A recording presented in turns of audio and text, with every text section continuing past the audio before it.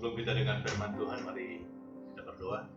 Terima kasih Bapa, kami sudah memuji memuliakan Engkau. Tiba saatnya kami mau diperlengkapi dengan kebenaran firman Tuhan. Firman-Mu adalah pelita bagi kaki kami, terang bagi jalan kami. Firman-Mu adalah kebenaran, dan kebenaran itulah yang telah memberitakan kami. Oleh sebab itu pakai dan urapi hamba-Mu ketika menyampaikan kebenaran firman Tuhan, sehingga jemaat dapat mengerti dan memahami, sehingga mereka dapat mempraktekannya dalam kehidupan mereka masing-masing. Terima kasih Bapak. Kami tidak izinkan kuasa kegelapan setan jahat mengambil keuntungan ketika benih-benih firman Tuhan ini ditaburkan. Kami tolak patahkan kuasanya di dalam nama Tuhan Yesus Kristus. Bahkan kami perintahkan Engkau nyah dari tempat ini, nyah dari hati dan pikiran kami. Darah Yesus yang berkuasa. Terima kasih Bapa. Kami siap dengar firman Tuhan hanya dalam nama Yesus Kristus Tuhan. Haleluya. Amin. Puji Tuhan Bapak Ibu, mari kita membuka Alkitab dalam Amsal pasal yang ke-18 ayat yang ke-21. Demikian firman Tuhan, hidup dan mati dikuasai lidah. Siapa suka menggemakannya akan memakan buahnya. Puji Tuhan. Sekali lagi, hidup dan mati dikuasai lidah. Siapa yang suka menggemakannya akan memakan buahnya. Bapak Ibu Saudara kasih dalam Tuhan, hari ini tema firman Tuhan adalah kuasa perkataan. Mulutmu harimaumu adalah suatu ungkapan yang memiliki arti yang dalam. Dua kata ini saudara mengingatkan kita bahwa perlu berhati-hati dengan perkataan yang diucapkan dari mulut kita, agar dampak dari apa yang kita ucapkan itu tidak berbalik menerkam kita seperti seekor harimau menerkam mangsanya, saudara. Nah, Alkitab menjelaskan bahwa manusia itu diciptakan segambar dengan rupa Tuhan. Ya, Dia menciptakan segala sesuatu dalam Kejadian pasal yang pertama itu lewat perkataan atau firman-Nya. Karena itulah perkataan kita memiliki kuasa yang nyata. Nah, seperti tadi ayat yang kita sudah baca bahwa hidup dan mati itu dikuasai lidah. Siapa suka mengembangkannya itu akan memakan buahnya. Saudara kasih dalam Tuhan, hikmat yang diberikan kepada Raja Salomo, akhirnya dia menuliskan tentang dampak atau kuasa daripada perkataan itu sendiri. Apa yang keluar lewat lidah mulut kita. Oleh sebab itu saudara kasih dalam Tuhan, kalau di dalam Amsal pasal yang ke-20 ayat yang ke-20a dikatakan bahwa perut orang yang dikenyangkan oleh hasil mulutnya. Sekali lagi, perut orang yang dikenyangkan oleh hasil mulutnya. Artinya dia perkataan berkuasa memberikan kehidupan melalui kata-kata yang indah dan membangkitkan semangat. Pengalaman daripada Amsal Sulaiman dikatakan perut orang yang dikenyangkan oleh hasil mulutnya. Jadi ternyata apa yang keluar dari mulut ini punya dampak yang luar biasa. Ya, bisa membangkitkan semangat dengan kata-kata yang indah yang kita keluarkan. Nah, sebagai contoh saudara kasih dalam Tuhan, seorang sales dia harus memiliki satu kemampuan untuk menjual atau mempromosikan barang dagangannya dengan mengeluarkan kata-kata atau perkataan-perkataan yang manis, dan tidak sedikit akhirnya saudara kasih dalam Tuhan orang tertarik dengan apa yang dia sampaikan. Ya, tutur katanya, bahasanya, apa yang dia sampaikan, akhirnya orang tertarik. Dan hasilnya apa? Produknya akhirnya terjual. Ya, laris saudara kasih dalam Tuhan. Jadi sangat penting untuk kita memperhatikan apa yang keluar dari mulut bibir kita ini. Ya, hidup dan mati dikuasai lidah. Siapa yang suka menggemakannya akan memakan buahnya. Kata firman Tuhan. Nah, saudara kasih dalam Tuhan, contoh berikutnya ketika seorang yang ingin melamar pekerjaan. Saudara tahu bahwa hasil wawancara itu memegang peranan yang sangat besar. Seorang bisa diterima karena dari hasil komunikasi melalui wawancara tersebut akhirnya bisa diambil kesimpulan apakah orang ini dapat diterima atau tidak. Bila seseorang mau menginginkan hari-hari yang baik dalam kehidupannya, haruslah memperhatikan dengan baik perkataan yang dia ucapkan. Kalau kita lihat di dalam 1 Petrus pasal yang ketiga ayat 10 dikatakan, siapa yang mau mencintai hidup dan mau melihat hari-hari baik, ia harus menjaga lidahnya terhadap yang jahat dan bibirnya terhadap ucapan-ucapan yang menipu. Nah, saudara, hidup dan mati dikuasai lidah. Barang siapa menggemakannya akan memakan buahnya. Ayat nats kita. Ulangi lagi supaya kita paham, kita mengerti bahwa hati-hati dengan perkataan kita yang keluar dari mulut bibir ini, karena pengaruhnya itu luar biasa. Nah, Bapak Ibu Saudara kasih dalam Tuhan, setiap perkataan yang kita ucapkan akan dipertanggungjawabkan kepada Tuhan pada hari penghakiman, seperti apa yang ditulis di dalam Matius pasal yang ke-12 ayat yang ke-36 sampai 37 dikatakan, tetapi aku berkata kepadamu, setiap kata sia-sia yang diucapkan orang harus dipertanggungjawabkan pada hari penghakiman, karena menurut ucapanmu engkau akan dibenarkan dan menurut ucapanmu pula engkau akan dihukum. Nah, meskipun seorang sangat taat beribadah, saudara, rajin membaca firman Tuhan, sudah menabur banyak dan tidak bisa mengekang, tapi tidak bisa mengekang lidahnya, saudara, itu semua akan sia-sia. Ada orang sehingga dia boleh berkata bahwa dia sudah melakukan itu semua, membantu pekerjaan Tuhan. Dia berpikir bahwa apa yang dia lakukan itu sudah menyenangkan hati Tuhan. Tetapi dalam Yakobus 1 ayat 26 dikatakan, jikalau ada seorang menganggap dirinya beribadah, tetapi tidak mengekang lidahnya, ia menipu dirinya sendiri, maka sia-sialah ibadahnya. Nah, bagaimana dengan kita, saudara? Bila mau melihat hari-hari baik meliputi kehidupan kita, maka perlu disadari pentingnya pengaruh perkataan yang kita ucapkan adalah perkataan yang positif.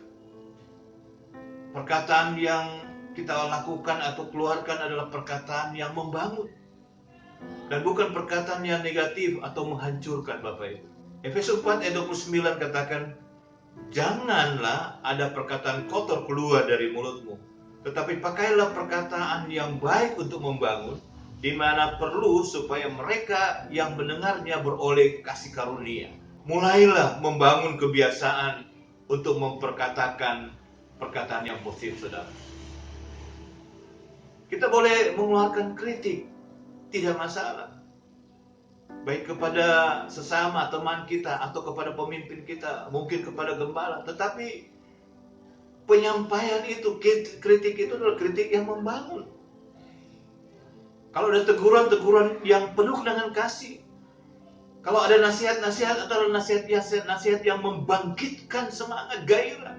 Perkataan pujian dibutuhkan oleh semua orang, sebab pada dasarnya setiap orang, saudara, memerlukan pujian berupa peneguhan, apresiasi atau penghargaan yang membuat seseorang itu merasa diterima dan dihargai, sehingga dia termotivasi untuk bekerja dan melakukan hal-hal yang lebih baik lagi yang pernah dia lakukan.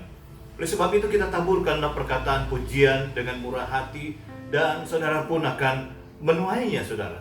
Dan saya percaya itu. Siapa sih yang tidak senang dipuji? Semua orang senang dipuji. Sehingga ada istilah makam puji di Manado. Ya, memang dasar dia makam puji. Apa yang dia lakukan harus dipuji. Apa yang dia kerjakan, segala sesuatu, ya dia mau menerima pujian dari Tuhan. Orang ini adalah orang yang melakukannya bukan dengan tulus, saudara. Karena dia mau dihormati, dia mau dihargai apa yang dia lakukan. Tetapi ketika kita melakukan itu dengan tulus, kita melakukan itu memang itu menjadi gaya hidup kita, saudara, kita akan menerima juga pujian-pujian yang meneguhkan. Mungkin kita memberikan apresiasi, ada satu penghargaan yang diberikan kepada kita, dan itu membuat seseorang yang senang. Karena dia sudah melakukan sesuatu, dia sudah berusaha dengan sungguh-sungguh dan akhirnya menghasilkan sesuatu yang baik. Dan ketika ada pujian datang, ada penghargaan, saudara, dia lebih termotivasi lagi sekali lagi untuk melakukan hal yang lebih baik lagi ke depan. Dalam Matius 7 ayat 12 dikatakan, segala sesuatu yang kamu kendaki, orang perbuat kepadamu, perbuatlah demikian juga kepada mereka. Kita membutuhkan atau kita menginginkan seseorang itu berbuat baik kepada kita. Seseorang itu berbuat sesuatu yang menyenangkan hati kita, sesuatu yang memang kita sukai, saudara kasih dalam Tuhan. Nah, ketika itu ada dalam hati kita, maka firman Tuhan katakan, lakukan itu juga bagi orang lain. Jadi sebelum kita terima itu, apa yang ada dalam pikiran kita, hal-hal yang kita inginkan untuk orang itu berbuat kepada kita, nah lakukan itu, kata firman Tuhan. Perbuatlah demikian juga kepada mereka.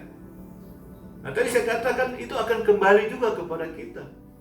Ketika kita memberikan penghargaan kepada seseorang yang sudah melakukannya itu dengan tulus, saudara. Nah, seorang pakar dalam membesarkan anak, dia menulis demikian, bila seorang anak hidup dengan ejekan, ia belajar menjadi pemalu. Sedangkan bila seorang anak hidup dengan semangat, ia belajar kepercayaan diri. Bila seorang anak katanya hidup dengan ejekan, ia belajar menjadi seorang pemalu. Sedangkan bila seorang anak itu hidup dengan semangat, ia belajar kepercayaan diri. Timbul percaya diri daripada anak itu. Nah, Bapak Ibu Saudara kasih Tuhan, kita tidak inginkan anak kita tidak punya percaya diri. Anak kita tidak bisa bergaul, tidak berani untuk ketemu teman-temannya. Kita menginginkan anak kita punya kepercayaan diri, di mana-mana juga dia bisa beradaptasi, dia bisa bergaul, sehingga kita melihat perkembangan daripada anak ini luar biasa, saudara. Dia punya kepercayaan diri yang kuat. Itu yang membentuk mental dia. Nah, orang yang perkataannya menyenangkan, saudara, membuat teman-teman dan keluarganya itu pasti bahagia, saudara. Kalau ada orang-orang di sekitar kita yang perkataan selalu adalah perkataan-perkataan bukan hal-hal yang negatif, itu pasti kita senang, saudara. Ya, kita mau ada di tengah-tengah komunitas yang demikian. Tapi sebaliknya, saudara, ketika ada orang-orang yang ya sedikit-sedikit makian keluar, sedikit-sedikit hal-hal yang gak enak didengar, saudara, pasti kita bubar kalau dia datang di tengah-tengah komunitas kita. Betapa tidak menyenangkannya seseorang ketika orang itu diketahui bahwa dia mengetahui bahwa dirinya tidak diterima dalam satu komunitas. Tetapi betapa bahagianya, betapa menyenangkan hati seseorang, saudara dan saya, ketika kita dengar bahwa teman-teman atau komunitas-komunitas di mana kita ada dan bergabung, teman-teman pergaulan kita senang kalau kita ada, dan justru merasa kurang lengkap kalau kita tidak berada di tengah-tengah mereka. Mereka membutuhkan kita karena kita membawa kehidupan di tengah-tengah lingkungan kita. Puji Tuhan. Saudara, kita lihat banyak rumah tangga yang akhirnya tidak bahagia karena apa? Ya, mungkin ada suami atau istri, ya caranya atau hari-harinya mungkin tidak menyenangkan dengan hal seperti apa. Ya, mungkin ada suami yang tidak tahan di rumah, seringkali ditinggalkan rumah, dan mungkin satu saat dia lupa, dan mungkin banyak ada suami-suami lupa alamat rumahnya, saudara, karena saking seringnya meninggalkan rumah. Alasannya apa? Istrinya terlalu cerewet. Waduh, dia tidak tahan dengar itu. Dia tidak tahan. Tapi sebaliknya, saudara, mungkin ada juga istri tidak tahan karena apa? Tindakan atau suami sering bertindak kasar kepada istri. Suami suka membentak, ya, mengeluarkan perkataan-perkataan yang tajam, yang nyelekit, menyakiti hati istri. Bahkan mungkin ada suami-suami yang melepaskan tangannya kepada istri, sehingga istri tidak tahan berada di rumah atau hidup bersama-sama dengan suaminya. Saudara, akhirnya rumah tangganya berantakan. Kita tidak mau itu terjadi dalam kehidupan kita. Mari kita saling mengoreksi diri kita sendiri. Orang yang mengeluarkan perkataan yang baik, hatinya pasti baik, saudara. Ya, orang yang senantiasa mengeluarkan perkataan yang baik, ya pasti hatinya baik. Tapi sebaliknya, Orang yang senantiasa mengeluarkan perkataan-perkataan yang negatif, yang jahat, saudara, ya itu keluar dari seseorang yang hatinya terluka. Kadang-kadang ada orang yang terluka, dia mengeluarkan perkataan atau kalimat-kalimat yang negatif, bahkan mungkin sangat tajam. Jadi untuk para bapak-bapak, perhatikan kalau istri kita sudah mulai bicara dan waduh kayaknya menyayat hati ini, sudah menyinggung-nyinggung, ya sudah. Kalau kita tahu memang kita tidak salah, ya kita dekati, ya kita jangan tawar hati, kita peluk istri kita. Kalau perlu kita memberikan ciuman yang mesra, saudara, pasti hatinya meleleh, bagaikan salju. Kena panas matahari dia meleleh. Saudara, ada kehangatan kembali terjadi di tengah-tengah keluarga. Ya, jika salah seorang melakukan kesalahan, jangan kita membalas. Jangan sampai kita justru melakukan hal yang sama dan kita membalas, saudara. Ya. Dan satu hal lagi, saudara, jangan kita ungkit-ungkit.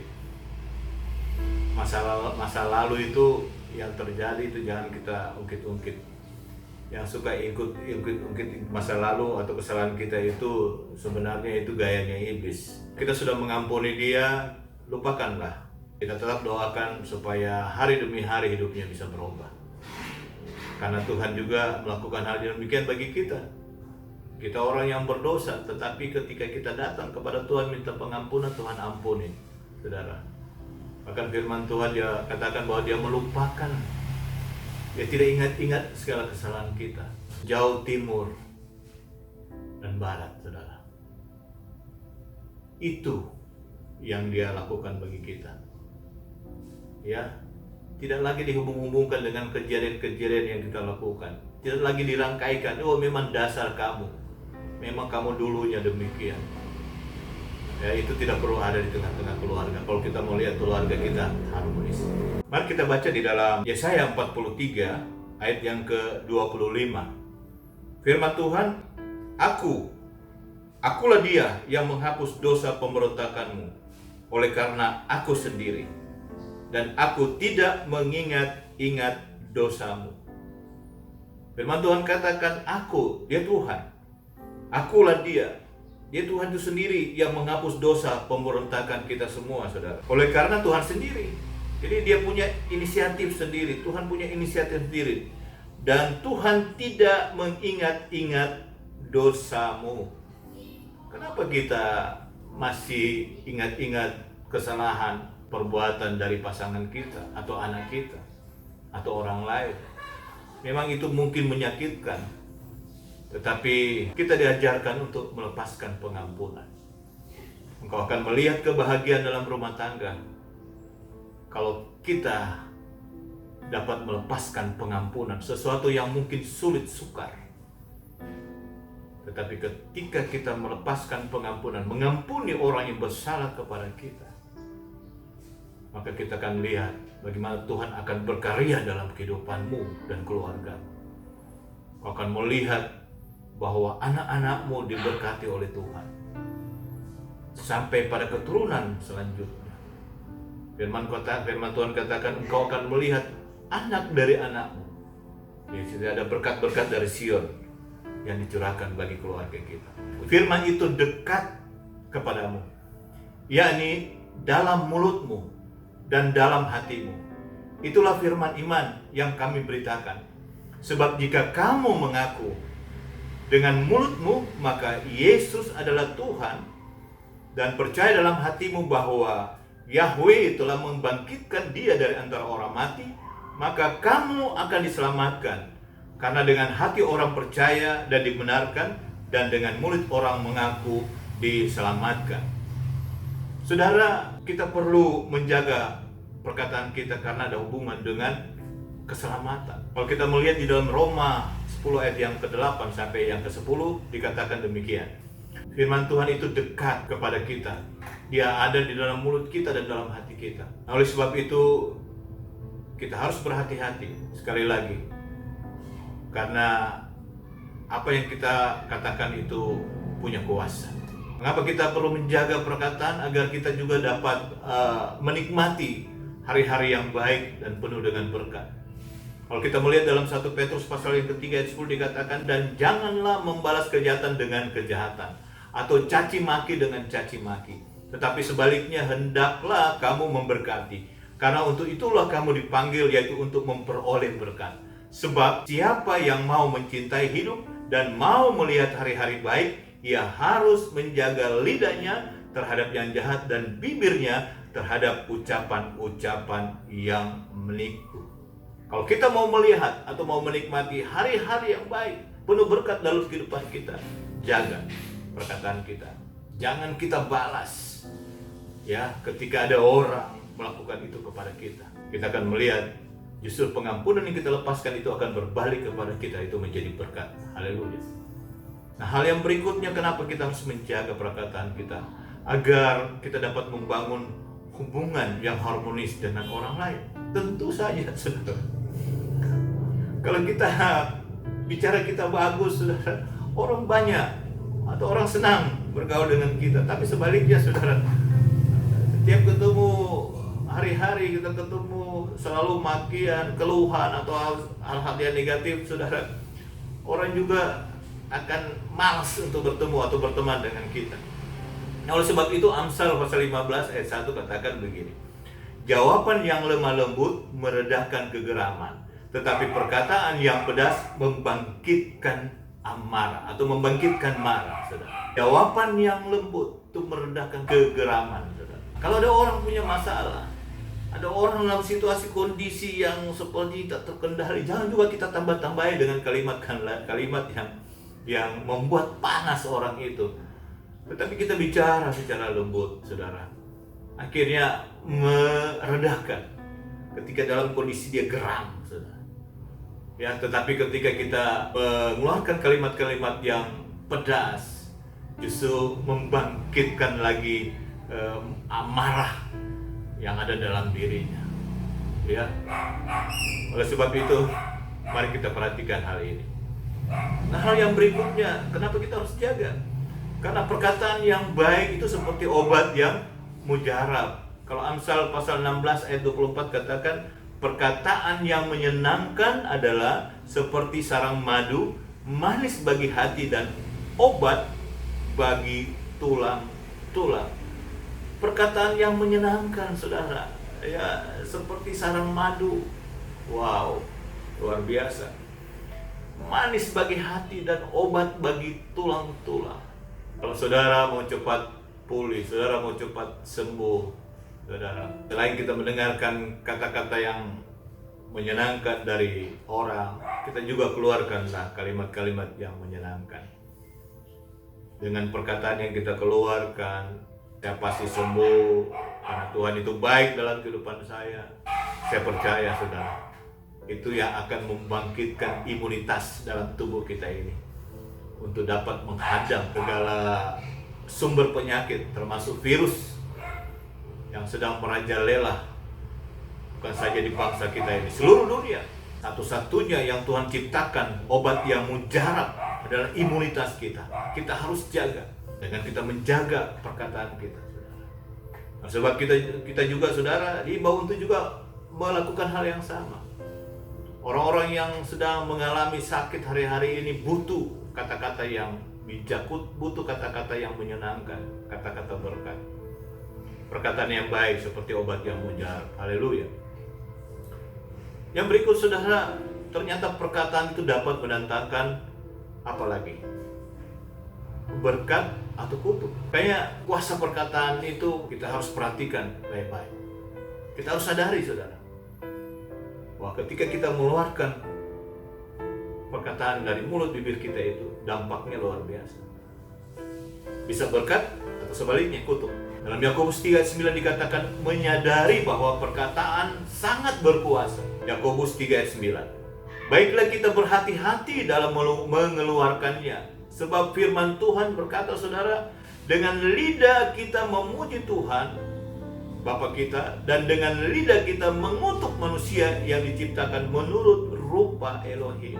Kejadian 1 ayat 26 dikatakan, baiklah kita menciptakan manusia menurut rupa dan gambar. Jadi kita adalah rupa dan gambar dari pencipta kita.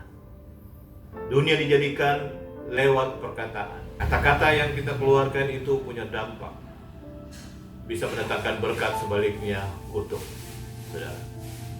Ya, dengan lidah kita bisa memuji Tuhan, tetapi sebaliknya dengan lidah ini juga, saudara, kita bisa mengutuk manusia. Bila demikian, bagaimana agar perkataan kita berkuasa untuk membangun dan memberkati orang lain? Oleh sebab itu, Bapak Ibu, kita perlu menjaga hati kita. Tadi kita sudah baca di dalam Amsal 4 ayat 23, kita menjaga hati dengan segala kewaspadaan karena dari situ terpancar kehidupan. Nah, apa hubungan antara hati kita ini dengan perkataan kita, saudara? Nah, hubungannya itu sangat dekat sekali. Karena bila kita sedang marah atau kecewa atau mungkin dalam kondisi kepahitan, biasanya perkataan amarah, kekecewaan itu atau kepahitan, ya, apa yang ada di dalam diri kita itu pula yang akhirnya keluar dari mulut bibir kita. Nah, dalam hal ini tentunya kita sudah tidak menjadi berkat. Namun bila hati kita ini bersih, suci, penuh sukacita, maka perkataan kita juga akan suci, saudara, bersih dan memberkati. Karena dari dalam diri kita itu terpancar kehidupan. Karena dari situlah terpancar kehidupan. Nah, ketika hati ini sudah terjaga, saudara, maka yang akan keluar dalam kondisi tertentu, dalam kondisi apapun itu akan keluar hal-hal yang membawa kehidupan, bukan sebaliknya, bukan kehancuran. Kita juga perlu menyeleksi setiap apa yang kita dengar, Bapak Ibu. Sehingga ketika itu keluar, satu saat digunakan untuk kita mengeluarkan kata-kata kita, itu benar-benar dari perbendaharaan yang sudah siap untuk kita bagikan, perbendaharaan yang baik, dari hati yang baik, karena kita sudah menyeleksi semua apa yang kita dengar, sehingga tidak mempengaruhi kehidupan kita. Amsal 4 ayat 20-22 dikatakan, hai anakku, perhatikanlah perkataanku, arahkanlah telingamu kepada ucapanku, janganlah semuanya itu menjauh dari matamu. Simpanlah itu di lubuk hatimu, karena itulah yang menjadi kehidupan bagi mereka yang mendapatkannya dan kesembuhan bagi seluruh tubuh mereka. Bapak Ibu Saudara kasih dalam Tuhan, dikatakan perhatikanlah perkataanku, arahkanlah telingamu kepada ucapanku, ucapan-ucapan hikmat. Amsal Salomo menyampaikan ini kepada kita juga yang membaca, bahwa jangan semuanya ini itu menjauh dari pandangan kita, dari mata kita, dari fokus kita, saudara. Dia katakan supaya simpan itu di lubuk hatimu, sehingga benar terjadi penambahan perbendaharaan yang baik di dalam hati kita. Sehingga dikatakan itulah yang menjadi kehidupan bagi mereka yang mendapatkannya. Puji Tuhan. Kalau kita memang mendengar, menyeleksi apa yang kita dengar, itu tentu mendatangkan kebaikan bagi kita dan kesembuhan bagi seluruh tubuh mereka. Dampaknya juga luar biasa, ya, menjadikan obat yang mujarab, membangkitkan imunitas dalam tubuh kita, sehingga kita bisa menangkal segala macam potensi untuk kita mengalami kesakitan.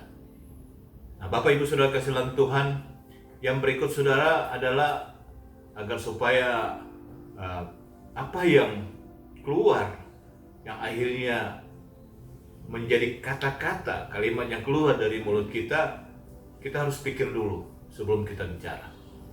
Ada istilahnya bilang, pikir dulu dong sebelum kamu bicara. Amsal 13 ayat 3 katakan, siapa menjaga mulutnya, memelihara nyawanya.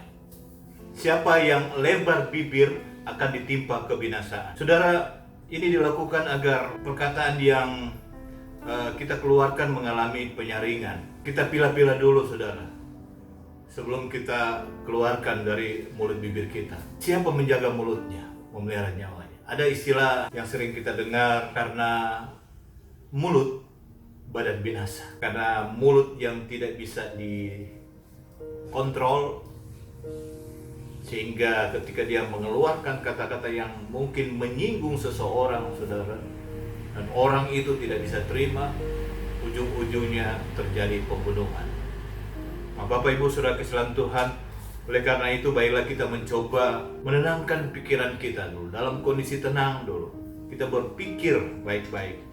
Ya, pikirkan dahulu sebelum kita mengeluarkan atau kita berbicara, Bapak Ibu.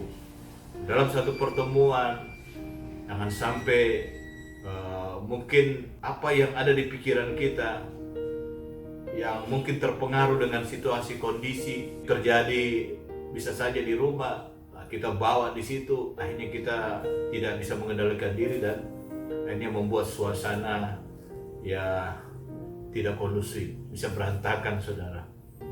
Karena mungkin ketika kita berbicara mungkin ada yang tersinggung. Oleh sebab itu kita harus perhatikan baik-baik, karena jangan sampai hal-hal yang bukan menjadi berkat yang kita sampaikan, tapi sebaliknya adalah kutuk. Nah, apa yang sudah keluar, saudara, sekali lagi itu sudah tidak bisa ditarik kembali. Ya, apa yang kita sudah bicarakan. Selanjutnya, saudara sekalian Tuhan, yang harus kita lakukan sehingga benar-benar perkataan kita ini adalah perkataan yang penuh dengan kuasa.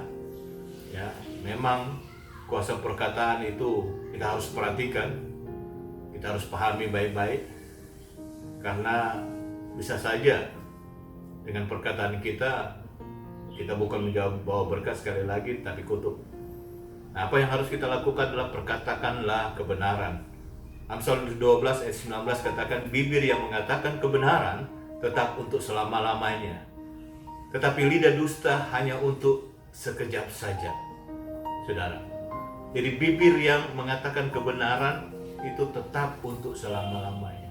Jadi kalau kita mengatakan kebenaran, apa yang keluar dari bibir mulut kita, hal-hal yang benar, saudara sekalian Tuhan, itu akan langgeng, ya, akan selama-lamanya, saudara, itu akan bertahan. Tapi sebaliknya, saudara, ketika kita mengeluarkan atau lidah dusta hanya untuk sekejap saja. Nah, oleh sebab itu kita harus perhatikan baik-baik. Dalam 1 Petrus 4 ayat 11 dikatakan demikian, jika ada orang yang berbicara, baiklah ia berbicara sebagai orang yang menyampaikan firman Tuhan. Jadi memang ini yang Tuhan inginkan bagi kita, bahwa kita harus memiliki perbendaharaan yang baik. Kebenaran itu harus ada pada kita. Nah, bagaimana caranya? Ya tentu asupannya adalah firman Tuhan. Makanan kita adalah firman Tuhan. Itu yang harus kita makan setiap hari, sehingga ketika kita berbicara memang dari perbendaharaan hati kita yang penuh dengan firman. Itu hal-hal yang baik. Menyampaikan firman Tuhan adalah menyampaikan kabar baik, kabar sukacita bagi orang. Dan puji Tuhan kalau Tuhan memakai kita menjadi penyampai firman Tuhan. Ya, jika ada orang berbicara, baiklah ia berbicara sebagai orang yang menyampaikan firman Tuhan. Dan kita tidak mau ada teman-teman kita tidak ingin juga bergaul dengan orang-orang yang demikian. Kalau ketemu bukan hal-hal yang baik, justru ada sungutan, kata-kata tidak baik, kebencian sudah terekspresi dalam kata-kata yang justru membuat kita nggak tahan ada bersama dengan dia.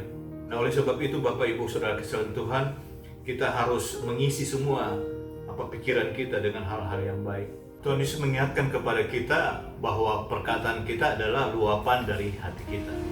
Di dalam Matius pasal yang ke-12 ayat yang ke-34 dikatakan, hai kamu keturunan ular beludak, bagaimanakah kamu dapat mengucapkan hal-hal yang baik sedangkan kamu sendiri jahat?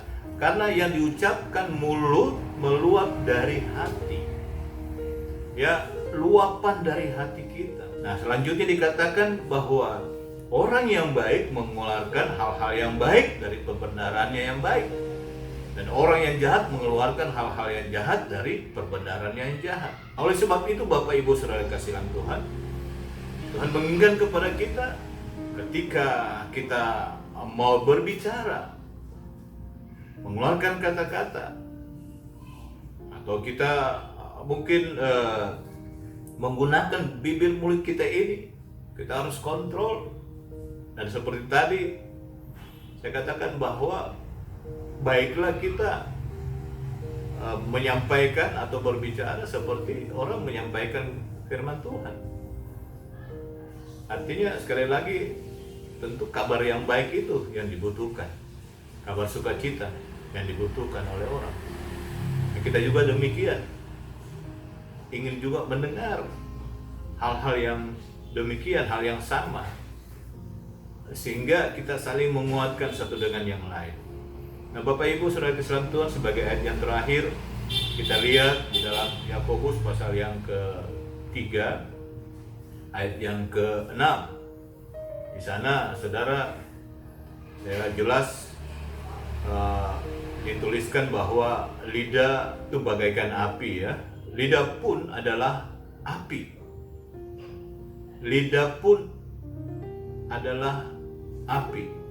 Ia merupakan suatu dunia kejahatan dan mengambil tempat di antara anggota-anggota tubuh kita sebagai sesuatu yang dapat menodai seluruh tubuh dan menyalakan roda kehidupan kita, sedang ia sendiri dinyalakan oleh api neraka. Kalau kita melihat kalimat yang pertama bahwa lidah pun adalah api. Api, saudara kesalahan Tuhan, ya kalau kita masih bisa kendalikan itu bisa bermanfaat. Tetapi ketika api itu sudah tidak bisa kita kendalikan, maka akan mendatangkan malapetaka. Api yang kecil, kalau kita biarkan saudara, maka dia akan membesar. Kita melihat kejadian-kejadian beberapa mungkin bulan yang lalu atau tahun yang lalu, terjadi kebakaran hutan karena ada orang mungkin sembarangan membuang puntung rokok. Masih ada apinya itu, akhirnya membuat lingkungan dan akhirnya merembet ke hutan sehingga hutan itu terbakar. Ada juga dari percikan-percikan yang dihasilkan dari gesekan-gesekan ranting pada musim kemarau, dan akhirnya menimbulkan percikan api dan akhirnya juga terbakar. Tetapi kalau api itu sejak dari kecil kita bisa kendalikan saudara, maka itu akan sangat bermanfaat. Oleh sebab itu Bapak Ibu Saudara kasihan Tuhan, Alkitab katakan demikianlah dengan lidah kita. Kita harus kendalikan saudara.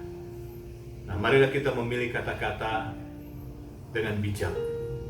Sebab apa yang kita sudah ucapkan, apa yang kita sudah keluarkan dari mulut bibir kita ini tidak akan bisa ditarik kembali. Tuhan Yesus memberkati. Shalom. Mari kita berdoa. Terima kasih Tuhan untuk kebenaran firman Tuhan. Biar kiranya firman-Mu yang sudah hamba sampaikan tidak akan kembali dengan sia-sia. Biar itu menjadi bagian dalam kehidupan sidang jemaat, dia bertumbuh dan menjadi besar menghasilkan buah untuk hormat kemuliaan nama Tuhan.